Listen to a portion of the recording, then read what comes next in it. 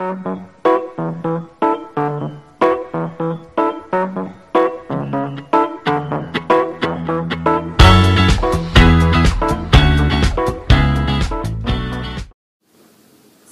Professor, can we speak about women and this with 18th Congress of the Communist Party? So is there any chance that China will finally have a first presentable First Lady to enhance its soft power around the world as Michelle Obama is doing with a broccoli and a vegetable garden in the White House? Well, women is always a good topic. When people in China are asked who is Xi Jinping, they're usually being told, well, he's the spouse of Peng Liyuan, because Peng Liyuan is an artist incredibly popular on Chinese television, because she, ever since the early 80s, she's been reappearing on the Spring Festival special television program, and everybody knows her, and she is known for very patriotic songs. She is very attractive, and people really like her. Now, this is not the first time in Chinese history that a first lady would have a real impact. In the early 20th century, there were actually a couple of ladies who had strong influence on Chinese politics by virtue of their spouses. That was the Song sisters. We had Song Qingling and Song Meiling. Song Qingling was married to China's first nationalist, China's first president, Sun Yat-sen. And Song Meiling, she was married to Chiang Kai-shek, the strongman of China in the 30s and 40s, who later left, of course, in the Civil War for Taiwan, where he died in 1975. And Song Qingling was the main, Song Meiling was the main reason because of her affluency and her appearance. She was allowed to talk in the U.S. Congress, and she almost single-handedly secured prolonging support for the nationalist side for a few more years than maybe would have otherwise happened. The next first lady that comes to mind is Wang Guangmei. She was the wife of Liu Shaoqi, the first state president after Mao Zedong left this post in the early 60s, and she was also very popular with the people. Much different to Jiang Qing, the wife of Mao, the fourth wife of Mao Zedong, who later was known as a part of the Gang of Four. Now, Peng Liyuan might be someone that is back on the stage because nobody really could remember the wife of Deng or Jiang or Hu Jintao. These are all like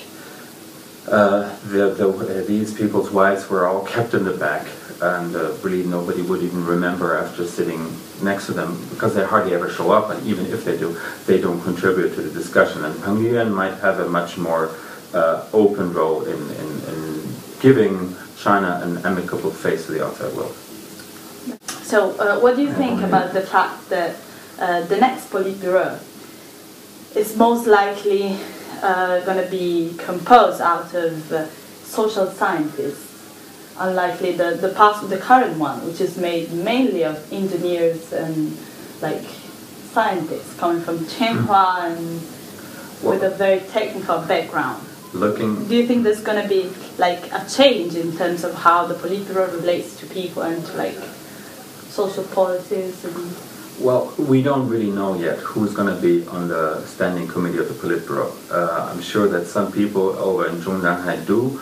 We don't, and most of it is speculation. What we do know is 2 names are already on the list. Whether it's going to be 9 seats or the standing committee will be reduced to 7 seats, those 2 seats are going to be for sure, and that is Xi Jinping. He's a Tsinghua man, and the vice president, the premier's place will be by Li Keqiang. Li Keqiang is a Beida person, and Li Keqiang also has a more social science background, and so what we could anticipate is that the progress of China of the last 30 years was mainly based on economic-driven factors, and China will inevitably have to change its development model from an export-oriented economy to a more domestic consumption-based economy. And for a domestic consumption-based economy and also social stability, you have to know more about the makeup of the society and how to organize and manage it. And for that, the social science background is more helpful than just the technocratic background of earlier generations. So I would expect that the people we will see, maybe a few of them, not all, the technocrats will still be the majority, but there will be more people with better understanding of social engineering. So talking about understanding, there's a breaking news from today. We've been speculating and gossiping about the fact that Xi Jinping was out of the scenes for 2 weeks in September, the first 2 weeks of September? Roughly. Yeah, roughly. So, what's the news? Well, they found out why? There's been speculation all the time if he were all the way going from, yes, he's being partying on Guam, and he's already dead, and they don't know who to replace him with. That only shows the level of volatile rumor and speculation, and but which of course is triggered by the intransparency. I mean, if there would have been only one public notice to say, yes, well, he is sick and he's been staying in a hospital, things would be better, but the party chose to be completely opaque again, which has been fueling these discussions, these speculations all the time. Mark Kiddo, he came up with a new information. We can verify it, but it's very entertaining. He said that, by the way, Mark Kiddo, he is an individual who started That's Shanghai magazine in the early 2000s until he was ousted by his Chinese counterparts and driven out of his own business without notification. Later he started a business in the mountains.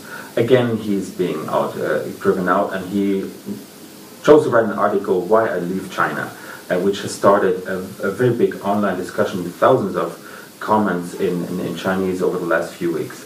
He came up with a new theory, or information as he says from informed circles, that actually Xi Jinping was intervening a fight between factions in a top-level leadership meeting. Physically intervening, people were throwing things. He stepped in the middle, and he was hurt by someone by a chair that got hurled through the room and hit him in the back, knocking him out for a while. This, of course, is information that could either be used positively, in the sense that you say, well, he's someone who tries to balance the forces, or you would really not want anybody to know that, because it doesn't really fit with the self-image of a leadership that is calm and is thinking first before acting, instead of seeing the same kind of fights that you regularly see in Taiwanese and Hong Kongese parliamentary debates. So maybe things are not too different here. Right. If that was true or not. We don't know, but it's a good story. Okay. Last question. We were talking about factions and speculations. There have been lots of rumors, lots of scandals.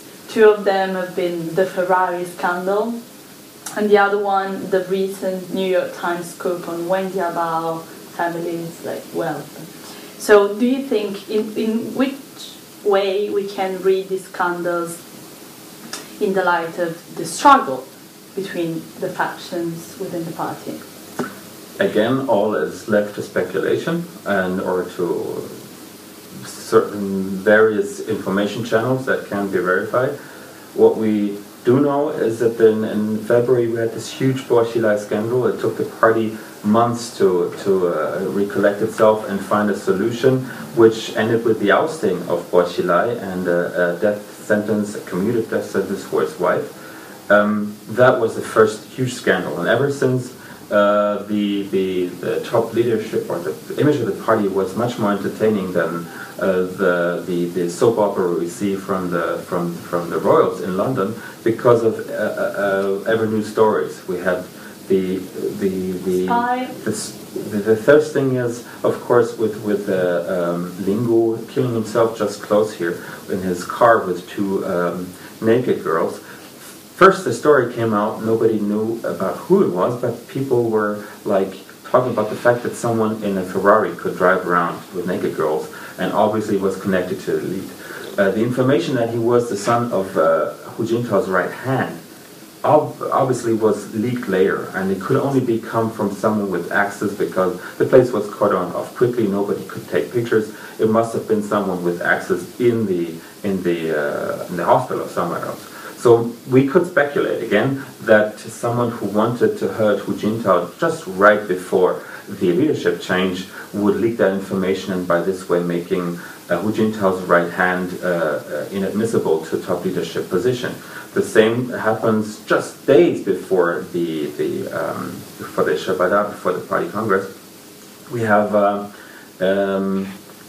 the speculations about the private wealth of Wen Jiabao's family. Now, Wen Jiabao wanted to go out with a really good legacy.